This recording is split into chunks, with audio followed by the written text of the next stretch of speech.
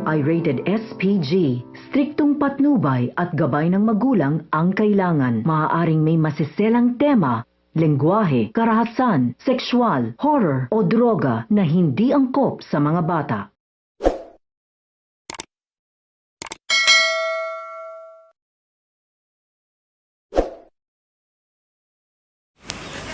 Hello mga kapuso and welcome back again to my channel. So ayun na nga guys, habang nagpe-perform nga itong si Jennie sa OPM Chart Charity Ball ay nawalan nga ng boses ang kanyang music background, ngunit hindi nga ito huminto bagkus nagpatuloy si Jennie sa kanyang pag-awit.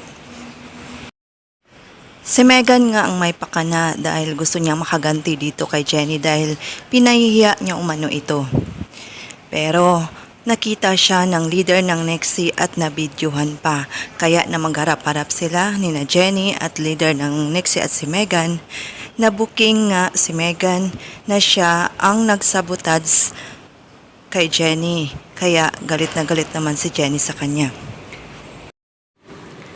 Samantala, abangan natin dahil pinulong nga ni Miss Monica ang Yumi at yun na nga sinabi ni Megan na aalis na umano siya ng Astra M.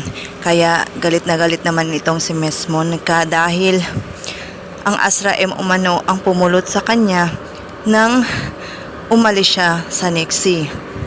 Samantala, dumating na nga itong si Amelia at pinuntahan si Mency at nakiusap na gusto niya umanong makasama at makita ang kanyang apo. Pero sinabihan siya ni Mency na pagod na umano siya ng gulo. Kaya napilitang sabihin ni Amelia ang kanyang karamdaman at bilang na lang umano ang kanyang mga araw. Kaya naawa naman itong si Mency at hinayaang makasama ang kanyang apo at yun na nga. Nagkita na nga sina Amelia at Jennie at niyakap nga ni Amelia ang kanyang apo.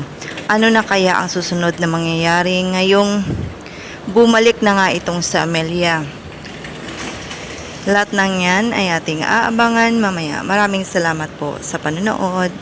God bless.